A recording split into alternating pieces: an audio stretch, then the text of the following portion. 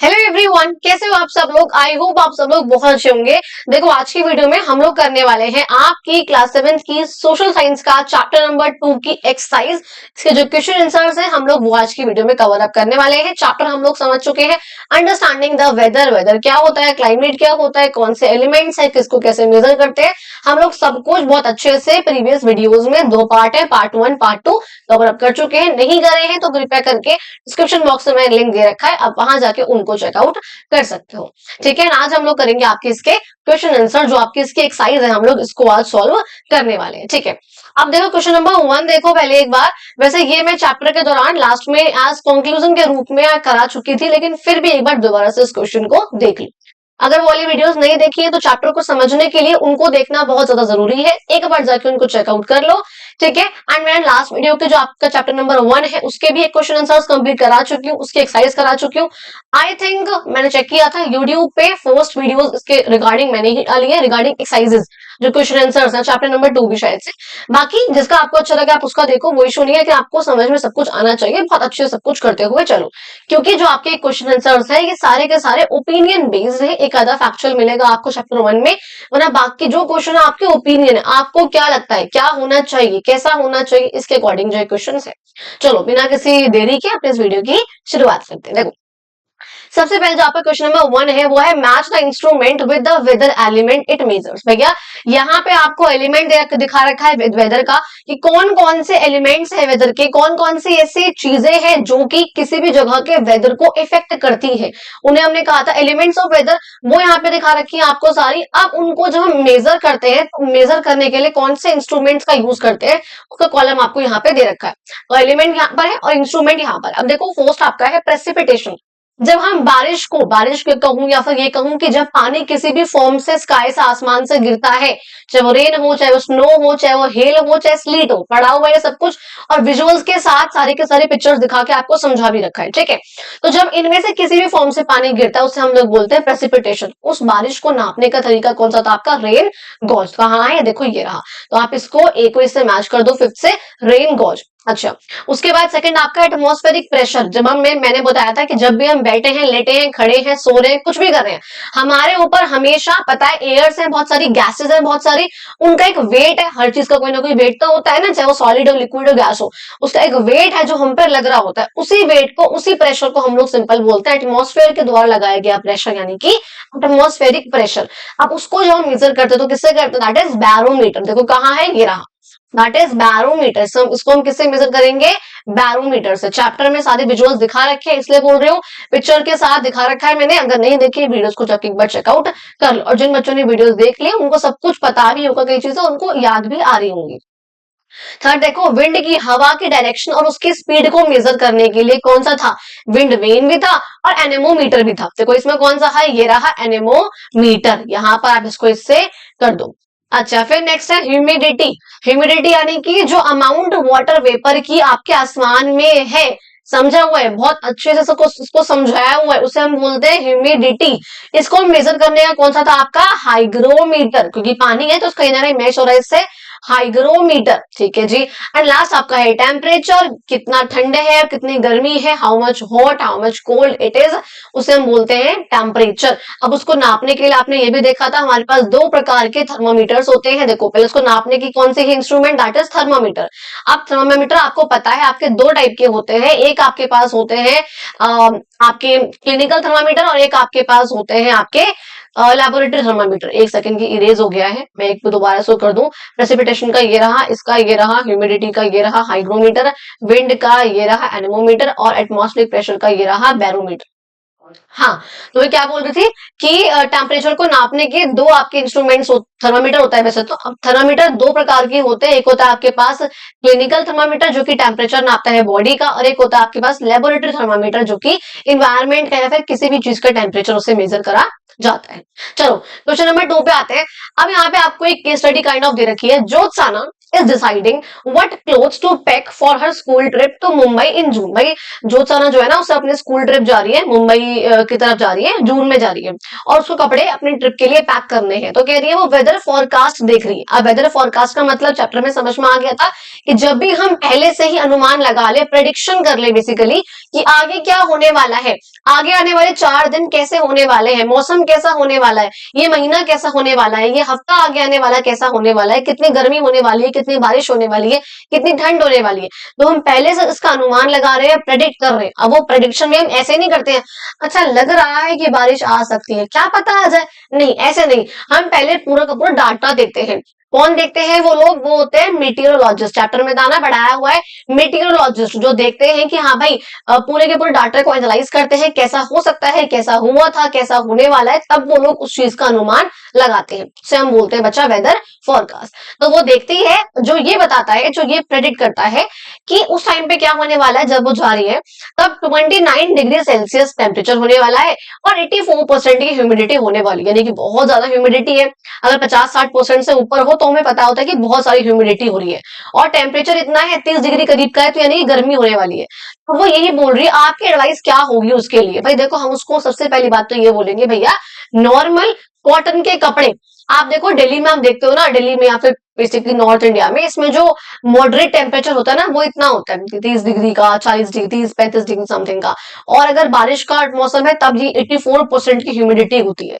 तो मुंबई जा रही है और यहाँ पे इतना टेम्परेचर, यानी कि बहुत गर्मी गर्मी से होने वाली है, उसे बहुत गर्मी लगेगी, ह्यूमिडिटी बहुत ज्यादा है, पसीना बहुत ज्यादा आएगा उसको। उसको हम क्या बोलेंगे? भाई तो कॉटन के टी शर्ट्स लेकर जा, नॉर्मल अच्छे से कंफर्टेबल से कपड़े, हल्के हल्के से बहुत पतली पतली टी शर्ट लेकर जा, ठीक है, ताकि तेरे को ठंडा ठंडा आपको फील हो सके और तुमको जो है कंफर्टेबल लग सके। ब्राइट कलर्स पहनना क्योंकि गर्मी होगी। आपने देखा है ना, अगर आप गर्मियों में काले कपड़े पहन लेते हो ना, तो ब्लैक के पास ना पावर होती है कि वो हीट को अब्सॉर्ब करता है। अगर आप व्हाइट, येलो, पिंक ऐसे कपड़े पहनोगे लाइट लाइट से, तो वो हीट को रिफ्लेक्ट करेगा। लेकिन अगर आप डार्क कलर्स पहन लोगे, डार्क ब्लू, ब्लैक, ग्रे, तो वो हीट को एब्सॉर्ब करता है। इसलिए बोलते हैं कि गर्मियों में ना लाइट कलर्स पहनने चाहिए। ठीक है, तो आप इसको यही सब बातें कहोगे, लाइट वेट कपड़े पहनना, हल्के हल्के से, ताकि ठंडे ठंडे रह सको, कंफर्टेबल लगे आपको, ब्राइट कलर्स पहनना। चलो नेक्स्ट देखो, बात करते हैं, इमेजिन करो that a small group of students is setting up a rain gauge, कि भैया एक जो स्टूडेंट है ना, एक ग्रुप है उसका, तो वो एक रेन गॉज लगा रहा है। ठीक है, जो रेन गॉज लगा रहा है, क्या दिक्कत है? रेन गॉज क्या होता है? हमने देखा था कि जब भी हम प्रेसिपिटेशन को मेजर करते हैं तो उसको हम एक ऐसे डिवाइस से करते हैं, यहाँ पे इस तरीके से होता है। जिन बच्चों ने वीडियो नहीं देखी है, मैं एक बार उसको दिखा देती हूँ उन बच्चों के लिए। बाकी फिर भी मैं यही कहूँ कि एक बार बच्चा प्लीज आप वीडियो देख लो, ताकि आपको समझ में अच्छे से आ जाएगा। That is what rain gauge looks like. इस तरीके से फनल होता है, इसके अंदर पानी कलेक्ट होगा और जितनी हाइट तक जाएगा यहाँ तक, यानी कि उतना जो है मीटर मिलीमीटर की रेनफॉल हुई है आज। ठीक है, पूरे के पूरे साल में बेसिकली इसका हम डाटा लेते हैं, तो उतना यहाँ पर बता रखा है। तो कह रहे हैं कि रेन गॉज लगाना है बच्चों को। ठीक है, तो साइट का मतलब कहते हैं here are some options for the site. अब कहाँ पे लगाए ना, उस लोकेशन के लिए ना, यहाँ पे एक आप ये कहो कि उस लोकेशन के लिए हमें बहुत सारी जगह दे रखी है कि भाई एग्जैक्ट लोकेशन कौन सी होनी चाहिए, या परफेक्ट लोकेशन कौन सी होनी चाहिए, परफेक्ट साइट कौन सी होनी चाहिए। उसके लिए हमें 5 साइट्स दी हुई है, 5 जगह दे रखी है कि आप यहाँ भी लगा सकते हो, यहाँ भी, यहाँ भी, यहाँ भी और यहाँ भी। लेकिन इन पांचों में से आपसे पूछा हुआ है कि कौन से जो है सबसे अच्छी जगह होगी, कौन सी सबसे अच्छी लोकेशन होगी। देखो फर्स्ट कह रहे हैं other school vegetable garden. School का जो वेजिटेबल गार्डन है भाई छोटा होगा, इतना ओपन स्पेस नहीं होगा, सॉइल भी होगी। तो सॉइल, अच्छा एक चीज याद रखो कि रेन गॉज, देखो मैंने यहाँ पे लिखा भी हुआ है इसलिए स्पेशली, रेन गॉज एक ऐसी जगह पे लगाई जाती है जो जगह बिल्कुल ओपन हो, बिल्कुल ओपन एरिया है। और क्योंकि हमें देखो बारिश को कलेक्ट करना है, उसके अंदर, उस फनल के अंदर बारिश को हमें कलेक्ट करना है, ताकि हम ये देख सके कितनी हाइट तक जो है बारिश हुई है, कितने सेंटीमीटर, कितने मिलीमीटर की बारिश हुई है। उसके लिए हमें ये देखना होगा, एक तो जगह बिल्कुल ओपन हो, मिट्टी वगैरह ना हो, ट्रीज ना हो, प्लांट्स ना हो, ये सब चीजें ना हो, वहां पे बिल्डिंग्स ना हो, कोई भी आसपास ऐसे ऑब्जेक्ट, कोई भी ऐसी चीज आसपास नहीं होनी चाहिए जो कि किसी भी तरीके से पानी के फ्लो को रोके या पानी के फ्लो को कम कर दे। ऐसा नहीं होना चाहिए। तो आप सोचो, अगर आप स्कूल स्कूल के वेजिटेबल गार्डन में लगाओगे तो वहां पे मिट्टी है, मिट्टी जो है थोड़ी सी पानी को खुद ही अब्सॉर्ब कर लेगी, तो वहां पे सारा का सारा पानी नहीं जा पाएगा, इकट्ठा नहीं हो पाएगा, तो हमें हाइट एग्जैक्ट नहीं पता चलेगी। तो इसलिए हम बोलेंगे नहीं, ये वाली लोकेशन करेक्ट नहीं है। सेकंड देखोगे टेरेस ऑफ स्कूल बिल्डिंग, भाई स्कूल की बिल्डिंग है उसका टेरेस है, जो बिल्कुल छत होती है ना, वहां पे लगाने का सोच रहे हो, भाई देखो वो ऊपर का एरिया है, इतनी ऊपर आप जाओगे तो हवा भी बहुत तेज चल रही होगी। अब रेन गॉज अगर आप लगा रहे हो तो एटलीस्ट वहां पे ना बिल्कुल डिस्टर्बेंस नहीं होनी चाहिए, हवा से वो हिलेगा, गिर गया, कुछ हो गया तो वो भी नहीं होना चाहिए। इसीलिए कह रहे हैं कि विंड की डिस्टर्बेंस होगी, उठा हुआ एरिया है, ऊपर है काफी, तो हवा ज्यादा चलेगी और उससे जो है वो खतरे में पड़ जाएगा। अच्छा, थर्ड को भी अभी देखते हैं कि वो क्यों है, बाकी फोर्थ पे आते हैं। कंपाउंड वॉल ऑफ स्कूल, भाई वॉल है स्कूल की, उस पे वॉल के साइड में कैसे लगाओगे, वहां पे सारा का सारा नहीं आएगा, तो ये गलत है क्योंकि अंदर का पार्ट है ये, और हमें लगाना है बाहर ओपन एरिया में। आप कह रहे हो वरांडा ऑफ स्कूल लेबोरेटरी, स्कूल के जो लैब है उसके वरांडा में, नहीं, मतलब ही नहीं है, कोई कैसे आ जाएगा, पानी कैसे इकट्ठा होगा वहां पर, तो वहां भी नहीं करना है हमें। अब हम लास्ट देखते हैं, open ground with elevated platform, एक ओपन सा ग्राउंड है जिसका प्लेटफॉर्म थोड़ा सा उठा हुआ है। मैं एक पिक्चर दिखाती हूँ, अगर मुझे यहाँ पे मिल गई तो, मैंने पहले एक सेकंड, मैंने पहले लगाई थी वो picture, just give me a minute, ये मे बी, हाँ ठीक है, ये देखो, this is how it looks like. मैं एक सेकंड इसको थोड़ा सा बड़ा कर देती हूँ। हम्म, ये देखो, देखा किस तरीके से ये बना हुआ है, इस तरीके से यहाँ पर हम रेन गॉज को सेटअप करते हैं, कि जो भी यहाँ पर पानी है वो सबके सब यहाँ पे इकट्ठा होता चला जाएगा, और हमें हाइट से ये समझ में आ जाएगा कि हाँ कितना जो है बारिश हुई है। अगर यहाँ पे आप सोचो हवा बहुत तेज चल रही होगी तो ये इससे हिल डुल सकता है, प्रॉब्लम हो सकती है। अगर यहाँ मिट्टी होगी तो सोचो मिट्टी में ये प्रॉब्लम है, काफी सारा पानी वो खुद ही एब्जॉर्ब कर लेगी, इसलिए क्या होना चाहिए, बिल्कुल ओपन एरिया हो, कोई इशू आसपास जो है वो नहीं होना चाहिए। ये बात समझ में आ गई? ठीक है जी, तो हमने क्या बोला, ओपन ग्राउंड है जिसका हल्का सा प्लेटफॉर्म उठा हुआ है, वो बिल्कुल परफेक्ट जगह है, परफेक्ट लोकेशन है वहां पे आपका ये स्टैब्लिश करने के लिए। समझ में आ गई वाली बात? तो वहां पे ये लगाने के लिए रेन गॉज बिल्कुल परफेक्ट जगह है। ठीक है, क्लियर हो गया? चलो आगे देखते हैं। अब हम लोग क्वेश्चन नंबर फोर्थ पे आते हैं। ये बहुत इंपॉर्टेंट और बहुत डिफरेंट का टाइप ऑफ क्वेश्चन है, ठीक है, इसको बहुत ध्यान से आप लोग समझना। कहते हैं बिलो, यहाँ पे आपको रिपोर्ट प्रिपेयर करनी है, बेसिकली कुछ चीजें बतानी है, किस चीज को लेकर देखो समझो पहले। यहाँ पे कहा गया है below is a chart taken from IMD. IMD का मतलब क्या होता है, इंडियन मीटेरोलॉजिकल डिपार्टमेंट, की इंडिया का वो डिपार्टमेंट है इंडियन का जहां पे मीटेरोलॉजिस्ट रहते हैं, मतलब वो बताते हैं, प्रेडिक्ट कर रहे होते हैं, एनालाइज करते हैं डाटा को कि हाँ कैसा हो सकता है, बारिश कैसी होगी, रेनफॉल कैसी होगी, टेम्परेचर कैसा होगा, हाँ हर चीज वो देखते हैं, एनालाइज करते हैं, फिर एक रिपोर्ट प्रिपेयर करते हैं। उन आईएमडी जो लोग होते हैं जहाँ पे काम कर रहे होते हैं ना, वहां पे जम्मू एंड कश्मीर का ही डाटा आपको दिया हुआ है यहाँ पर। कहते हैं looking at the data available, अब आप इस डाटा को यहाँ पे देखो, जो आपको ये टेबल दे रखे है ना उसको देखो, और फिर आपको एक छोटे से स्क्रिप्ट लिखनी है तो रिपोर्ट द वेदर कंडीशन, कि भाई जो वेदर कंडीशन आपको यहाँ पे समझ में आती है ना, उसको लेकर आपको एक छोटे से स्क्रिप्ट प्रिपेयर करनी है, और आपको अलग अलग पार्ट्स में जम्मू एंड कश्मीर के वहां पे उन लोगों को वो रिपोर्ट के बारे में बताना है, समझाना है, वो चीज करनी है। हिंट दिखा रखी है आपको कि आपको टेम्परेचर रेंज को ध्यान में रखना है, मैक्सिमम मिनिमम टेम्परेचर को ध्यान में रखना है, इनके बारे में आपको बेसिकली स्क्रिप्ट प्रिपेयर करनी है। ह्यूमिडिटी कैसी रहेगी, प्रेसिपिटेशन कैसा होगा, स्नोफॉल कैसी हुई है, आपको वो सब बताना है। अब ये देखो ये क्या बोल रहे हैं, डेली के ये वेदर के पैरामीटर्स हैं। अब बताती हूँ क्या चीज बोल रहे हैं।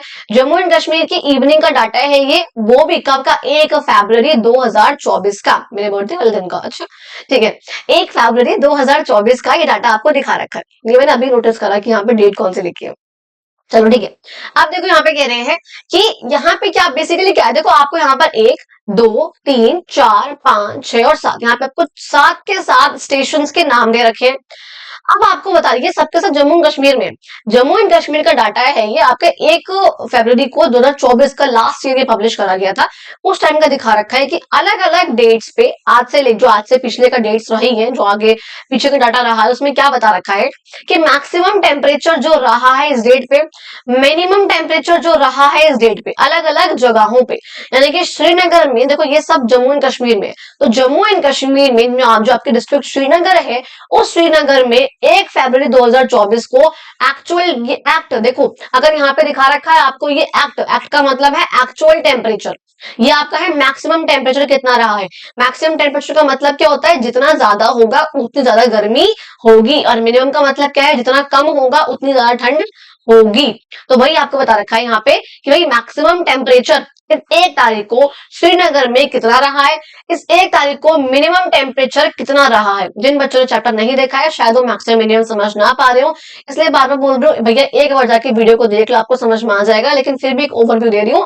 मैक्सिमम टेम्परेचर का मतलब या मिनिमम टेम्परेचर का मतलब क्या होता है, एक दिन में या एक हफ्ता, बेसिकली एक टाइम पीरियड होता है जिसमें मान लो मैं एक दिन का लेकर चलती हूँ, उस 24 घंटे में, आज मान लो मैं दिल्ली में रह रही हूँ, तो मेरे दिल्ली में इस पर्टिकुलर लोकेशन जो भी मेरी डिस्ट्रिक्ट जो भी है, चाहे पश्चिम बंगाल, रगड़ी, व्हाटएवर इट इज, अब उस लोकेशन पे एग्जैक्टली आप देखोगे आज का मैक्सिमम टेम्परेचर कितना रहा है। भाई आज मैक्सिमम कितना पहुंच सकता है temperature, 35 degree, 36 degree, 37 degree, 40 degree, 50 degree, इतना ही पहुंच सकता है, बस इससे ऊपर नहीं पहुंचेगा, यानी कि इससे ज्यादा गर्मी नहीं होगी। और मिनिमम यानी कि, और सबसे कम कितना हो सकता है भैया, कम से कम बस अगर आप देखोगे ना तो 20 या 25 पहुंचेगा, बस 25 से कम तो टेम्परेचर होगा ही नहीं, यानी कि गर्मी रहेगी। अगर तो रेंज क्या हुई, 25 से लेकर के 50 तक, मिनिमम से लेकर के मैक्सिमम कितना है कि भाई मिनिमम टेम्परेचर 25 पहुंच जाएगा, बस इससे कम नहीं होगा। आप सोचोगे 20 हो जाएगा, 22 हो जाएगा, नहीं हो, टेम्परेचर 25। अच्छा ये बात, ये तो आपको पता है कि टेम्परेचर जितना ज्यादा होगा, 25 डिग्री है, 50 डिग्री है, तो गर्मी उतनी ही बढ़ती रहेगी, है ना। और टेम्परेचर जितना कम होगा, गर्मी उतनी ही कम होती रहेगी, यहाँ पे ठंड होती रहेगी। 0 डिग्री, 1 डिग्री, 2 डिग्री, 3 डिग्री, तो ये ठंड वाले टेम्परेचर है। अच्छा अब देखो, अब मैं बोल रही हूँ ये क्या है, फ्रॉम 0830, क्या है ये, आवर्स है ये। 08 यानी कि सुबह के 8:30 बजे से लेकर के 17:30 यानी कि दोपहर शाम के 5:30 बजे तब आपको दिखा रखी है कि यहाँ पे RF मतलब रेनफॉल और SN मतलब स्नोफॉल कितनी हुई है। यहाँ पे आपको दिखा रखा था एक्चुअल टेम्परेचर, ये आपको दिखा रखा है नॉर यानी कि नॉर्मल टेम्परेचर, ये DEP यानी कि डिपार्चर। देखो क्या मतलब होता है इसका, एक्चुअल टेम्परेचर का मतलब होता है कि आज के डेट में, जैसे मान लो 1 तारीख है, इस 1 तारीख में देखो इस टेबल को बहुत ध्यान से आपको समझना पड़ेगा, तभी आप वो स्क्रिप्ट समझ पाओगे जो मैंने यहाँ पर बनाई है इस चीज को लेकर। ठीक है, कहते हैं श्रीनगर में आज के डेट में मैक्सिमम टेम्परेचर कितना रहा है, भाई एक्चुअल जो रहा है वो रहा है 6.5, लेकिन नॉर्मल कितना रहता है भाई, अगर मैं ये मान के चलूं कि मेरे यहाँ पे जो नॉर्मल गर्मियों में टेम्परेचर रहता है वो रहता है 45 करीब। ठीक है, दिल्ली में अगर मानो 45, 50, 45, 46 ऐसे रहता है, 50 भी पहुंच जाता है वैसे तो बेसिकली, लेकिन ठीक है। तो 45 जो है मेरे यहाँ पे नॉर्मल टेम्परेचर रहता है, एक दिन 2 दिन इतना ही नॉर्मल रहता है। लेकिन एक दिन एक्चुअल टेम्परेचर पहुंच गया इसका 48 डिग्री, या मान लो पहुंच गया 50 डिग्री, तो वो क्या एक्चुअल टेम्परेचर, नॉर्मल कितना है 45 46, और एक दिन एक्चुअल में कितना पहुंच गया 50 डिग्री। ठीक है, डिपार्चर, डिपार्चर का मतलब क्या होता है, एक्चुअल में कितना पहुंच गया माइनस में, नॉर्मल में कितना रहता है, तो आप देखोगे यहाँ पे एक्चुअल में कितना पहुंच गया 6.5, लेकिन रहता है कितना है 8.9। आप इन दोनों को माइनस कर दोगे, आपका आ जाएगा माइनस का 2.4। आप 3.2 में से माइनस करोगे 8.5, आपका आ जाएगा माइनस का 5.3। तो डिपार्चर का मतलब होता है बेसिकली एक्चुअल में से आप नॉर्मल को माइनस कर दोगे तो आपका निकल के आ जाएगा कि हाँ जी डिपार्चर कितना हो गया है। ये बात समझ में आई। तो ये आपका मैक्सिमम दिखा रखा है, ये आपका यहाँ पर मिनिमम है।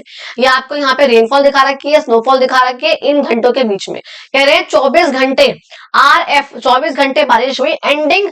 अब जब बाद में जो है इस टाइम पे जब खत्म हो गई बारिश, तो यहाँ पे कितना जो है एक्चुअल यहाँ पे कलेक्शन हो गया बारिश का या फिर स्नोफॉल का, वो दिखा रखा है आपको।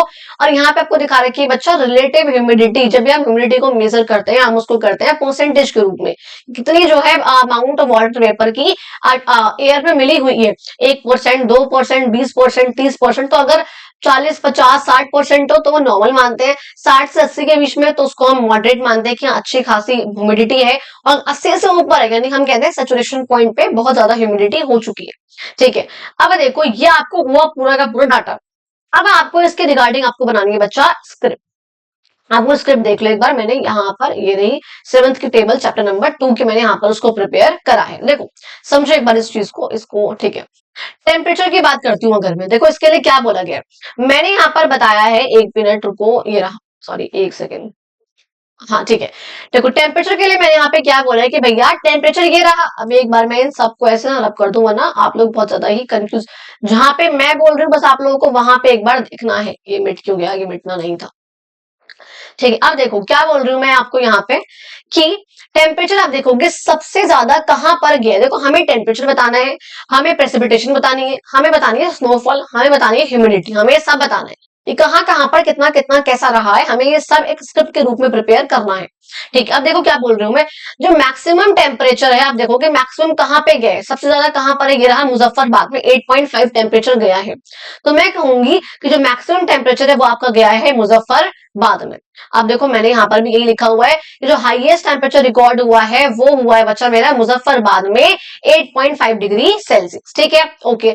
अब मैं कह रही हूँ लोएस्ट मिनिमम टेम्परेचर, देखो लोएस्ट मिनिमम कहां पर है, ये देखो लोएस्ट मिनिमम, ये रहा मिनिमम, इसमें सबसे कम कहां पे रहा है, देखो 0.2 को मत कहना कि सबसे कम है, नहीं, माइनस में दो डिजिट जितनी ज्यादा होगी वो उतना ही लो टेम्परेचर है। मानो अगर मैं बोल रही हूँ 7 डिग्री, ठीक है, तो 7 डिग्री, अगर मैं बोल रही हूँ 6 डिग्री, तो इसमें ज्यादा गर्मी किसमें होगी, टेम्परेचर ज्यादा ज्यादा टेम्परेचर किसका है, ये वाला, ये ज्यादा है, दिख रहा है साफ साफ। लेकिन अगर मैं बोल रही हूँ -6, अगर मैं बोल रही हूँ -7 डिग्री सेल्सियस, यानी कि अब मैं इसमें जितना आगे बढ़ रही हूं ये उतनी ही ठंड होती जा रही है। अगर मैं बोलूंगी -8, मैं बोलूंगी -9, तो यहाँ पे ठंड बढ़ती जा रही है, तो सबसे ज्यादा गर्मी कहां पर होगी, -6 पे। लेकिन अगर हम पॉजिटिव की बात करें तो पॉजिटिव में बिल्कुल इसका उल्टा होता है, 6 पे यहाँ पर ठंड होगी, 7 पे गर्मी हो जाएगी, 8 पे थोड़ी सी और गर्मी होगी, 9 पे थोड़ी सी और गर्मी होगी। लेकिन इसका बिल्कुल उल्टा होता है माइनस पे टेम्परेचर्स में, क्योंकि वो 0 से बाद के आ रहे हैं। तो अगर -9 पे पहुंच जाऊं मैं तो यहाँ पे बहुत ठंड है, ठीक है, -10 पहुंचूंगी तो और ज्यादा ठंड है, -11 पे और ठंड है, तो -6 पे जो है कम ठंड है, अब समझे। और 6 पे यहाँ पर नॉर्मल टेम्परेचर था। अब ये बात समझ में आई, चलो अब यहाँ पे समझ गए, मतलब मैं बेसिकली क्या कहना चाह रही हूँ, अगर टेम्परेचर पॉजिटिव में है तो 6, 7 है, 8 है, 9 है, तो इसमें आप देखोगे यहाँ पे टेम्परेचर जो है आपका ये फिर भी कम है। ठीक है, यहाँ पे टेम्परेचर बढ़ता जाएगा, तो जितना यहाँ पे टेम्परेचर बढ़ता रहेगा आपकी हीट बढ़ती रहेगी। ठीक है जी। लेकिन अगर मैं बात कर रही हूँ माइनस की, -6, -7, -8, -9, तो यहाँ पे आप देखोगे हीट कहाँ पे सबसे ज्यादा होगी, -9 पे नहीं होगी, बल्कि यहाँ पे हीट सबसे ज्यादा होगी -6 पे। और कोल्ड, कोल्ड यहाँ पे होगा -9, जितना आगे बढ़ते रहोगे कोल्ड बढ़ता रहेगा। ठीक है, यहाँ पे हीट कहाँ पे थी, 9 पे, यहाँ पे ठंड होगी बल्कि 6 पे, यहाँ पे इसका उल्टा है। अब समझ में आ जाओगे क्या बोलना चाह रही हूँ। अब देखो कह रही हूं मैं, अगर मैंने ये बोला मिनिमम टेम्परेचर कहां पे, देखो सबसे कम क्या है, ये रहा माइनस का 7.6, जो कि कहां पर है, गुलमार्ग में। तो मैंने यहाँ पर वही बोला है कि गुलमार्ग में व्हेन इट ड्रॉप्ड टू -7.6 तक पहुंच गया तो ये लोएस्ट मिनिमम टेम्परेचर हो जाएगा। समझ में आ गई ये वाली बात। ठीक है जी। अब देखो मैंने ये बता दिया कि रेनफॉल कहाँ, सॉरी टेम्परेचर कहाँ पे सबसे ज्यादा है और कहाँ पे सबसे कम है। मैंने सबसे पहले रिपोर्ट में मेन पॉइंट ये प्रिपेयर करा, हर जगह का नॉर्मल नॉर्मल बता दूंगी भैया, हर जगह पे कहाँ पे क्या क्या रहा है। श्रीनगर का आप देखोगे मैक्सिमम रहा है 6.5 और मिनिमम रहा है 0.2। देखो श्रीनगर में मैक्सिमम कितना रहा है, एक्चुअल का काउंट कर देना, हमें बात कर रहे हैं एक्चुअल की, नॉर्मल कितना रहता है या फिर डिपार्चर कितना हुआ ये नहीं जानना हमें, ये तो बस डाटा में दिया हुआ है, लेकिन एक्चुअल में कितना रहा हम उससे देखेंगे टेबल को। तो श्रीनगर में एक्चुअल जो मैक्सिमम रहा है वो रहा है 6.5 और मिनिमम रहा है वो रहा है 0.2। ऐसे आप सबका बता दोगे अब कि काजीकुंड में मैक्सिमम रहा है 3.2, यानी कि यहाँ पे ठंड रही है एज कम्पेयर टू श्रीनगर, और यहाँ पे सबसे मिनिमम रहा है माइनस का 0.4, इससे तो ऑब्वियसली कम ही है, यहाँ पे भी ठंड रही है। पहलगाम में देखो और ठंड है, यहाँ पर 1.1 पहुंच गया है मैक्सिमम टेम्परेचर की, इससे ऊपर नहीं जाएगा, 1.2, 1.32 टेम्परेचर भी नहीं हो रहा है। इतनी ठंड मिलेगी बस, इतनी गर्मी है बस, इससे ज्यादा गर्मी नहीं होगी। और ठंड में आप देखोगे तो ठंड जो है मिनिमम टेम्परेचर का रहा है माइनस का 4.1। ठीक है जी। ऐसे आप बता दो कुपवारा का कि यहाँ पे जो है मैक्सिमम टेम्परेचर रहा है आपका 5.1 और मिनिमम रहा आपका माइनस का 0.7। कुकेरनाग का बता दो कि यहाँ पे 2.6 रहा है मैक्सिमम और मिनिमम रहा है माइनस का 1.4। एंड सेम ऐसे मुजफ्फरबाद का भी हो जाएगा। ये बात समझ में आ गई। तो ये आपका हुआ बच्चा टेम्परेचर वाला पार्ट। ठीक है, यहाँ पे देखो मैंने ये सब बता रखा है कि गुलमार्ग का ओल्ड, देखो मैंने यहाँ पे ये भी बोला है कि गुलमार्ग जो है ना वो कोल्डेस्ट रहा है overall with a maximum of -2.6। देखो गुलमार्ग यहाँ पे है आपका, कहाँ है, ये रहा गुलमार्ग। यहाँ पे आप देख रहे हो कि इसमें जो मैक्सिमम टेम्परेचर रहा है वो -2.6 है, तो बाकी उससे तो बहुत कम टेम्परेचर है। इसका भी 2.6 है, लेकिन ये प्लस का है, इससे ज्यादा तो यही हो गया ना, यहाँ पे ठंड ज्यादा है। अच्छा, अब मैं कह रही हूँ लेकिन -2.6, तो यहाँ पर और ज्यादा ही ठंड है। और मिनिमम यहाँ का रहा है, मिनिमम इससे ज्यादा कम नहीं जाएगा, माइनस का 7.6, -8 या -9 नहीं होगा, इतना ही जाएगा बस। तो दिस इज व्हाट, इसलिए मैंने बोला कि जो गुलमार्ग है वो कोल्डेस्ट रहा है overall with maximum of -2.6 degree Celsius. आपने इसकी, चाहे आप इसका स्क्रीनशॉट ले लो, चाहे चाहे आप इसको लिख सकते हो, ठीक है। अच्छा, फिर मैंने आप बता दिया है कि काजी कुंड है, पहलगाम है, कुपवारा है, यहाँ पर भी चिली रहे हैं ये। इन सबके टेम्परेचर जो है माइनस का 0.4 से लेकर के 4.1 तक रही माइनस का। अब अगर बात करूं मैं स्नोफॉल की और रेनफॉल की, ठीक है, यहाँ देखो एक बार, ये रही आपकी रेनफॉल, ये रही आपकी स्नोफॉल। RF मतलब रेनफॉल, SN मतलब स्नोफॉल। यहाँ पे देखो मुझे दिख रहा है कि श्रीनगर में नॉर्मल है, TR का मतलब होता है आपका, TR मींस ट्रेस अमाउंट, कितना अभी ट्रेस करना बाकी, ट्रेस कर रहे हैं, अभी चल रहा है वो। अच्छा, यहाँ पे कह रहे हैं काजी कुंड में आप देखोगे, आप बाकियों के अकॉर्डिंग सबसे ज्यादा यहाँ पर रेनफॉल आपको देखने को मिल रही है। सॉरी, बाकियों के अकॉर्डिंग आपको यहाँ पे देखो, इसमें आपका है कुकेरनाग में की बारिश बहुत ज्यादा है, लेकिन यहाँ पे स्नोफॉल इतनी नहीं है। लेकिन अगर आप यहाँ पे देखोगे, इसकी जो आपको देखने को मिल रही है बारिश जो है सबसे ज्यादा है 36.2 की, बाकी किसी की बारिश इतनी नहीं है। तो यानी कि काजी कुंड में रेनफॉल सबसे ज्यादा हुई है, 36.2 की हुई है। और स्नोफॉल देखोगे, स्नोफॉल कहाँ पे सबसे ज्यादा है, ये रही 35 की, किसकी है ये, गुलमार्ग की। तो गुलमार्ग में स्नोफॉल और आपका काजीकुंड में, काजीकुंड में क्या, गुलमार्ग में स्नोफॉल और काजीकुंड में स्नोफॉल, सॉरी, गुलमार्ग में स्नोफॉल और काजीकुंड में रेनफॉल सबसे ज्यादा हुई है। तो बस आपको यहाँ पर भी यही चीज को बता देना है। समझ में आया कि यहाँ पे हाईएस्ट रेनफॉल हुई है, आप यहाँ पे 35 वो भी लिख लो, 36.2 भी लिख सकते हो। और गुलमार्ग में आप देखोगे 35 सेंटीमीटर की जो स्नो हुई है, जो कि हाईएस्ट स्नोफॉल है, ठीक है। अच्छा, फिर बता रही हूँ मैं, जो कुपवारा है, पहलगाम है, कुकेरनाग है, यहाँ पर भी इनको नॉर्मल नॉर्मल सी बारिश वगैरह सब कुछ मिली है, कि यहाँ पर भी बिल्कुल देखो, इसमें भी कुकेरनाग में भी ठीक ठाक हो रही है, अच्छी खासी हो रही है। आप देखोगे कुपवारा में भी खूब ठीक ठाक है, और यहाँ पे पहलगाम में भी, इन तीनों जगहों पर भी खूब ठीक ठाक सी बारिश हुई है। बाकियों में नहीं है इतना, इसका तो स्नोफॉल दे ही नहीं रखी है, इसकी भी नॉर्मल है, बहुत कम है स्नोफॉल, तो इसका हम इतना नहीं मान के चल रहे हैं। तो हम कह रहे हैं काजीकुंड में सबसे ज्यादा रेनफॉल हुई है और गुलमार्ग में सबसे ज्यादा स्नोफॉल हुई है। और बाकी जगहों पे जो बीच की तीन बचती हैं आपकी, पहलगाम है, कुपवारा है, कुकेरनाग है, इन सब में नॉर्मल सी बारिश और नॉर्मल सी स्नोफॉल इन सब में हुई है। समझ में आ गया ये वाला पॉइंट? चलो ठीक है, आगे की तरफ मूव करते हैं। अब अगर बात करूं मैं रिलेटिव ह्यूमिडिटी की, इसका मतलब बता चुकी हूँ कि वाटर वेपर की जितनी अमाउंट आपके एटमॉस्फेयर में मिक्स है, उसे हम कहते हैं रिलेटिव ह्यूमिडिटी। अब देखो ये कितनी कितनी हुई है, तो आप यहाँ पे देख रहे हो 8:30 बजे की बात हो रही है सुबह की, और ये शाम के 5:30 बजे की बात हो रही है, कि हर टाइम पे जो है कितनी जो है ह्यूमिडिटी रही है।